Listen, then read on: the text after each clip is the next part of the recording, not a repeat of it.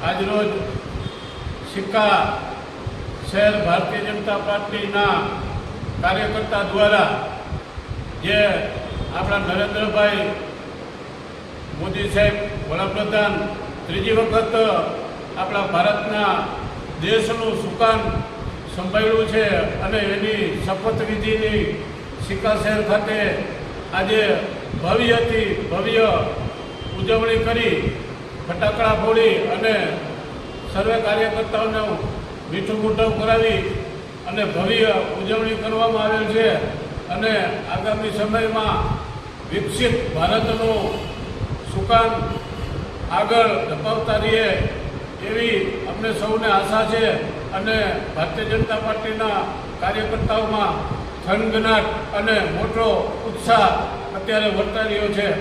અસ્તુ ભારત માતા કી જય. ભારત માતા કી જય.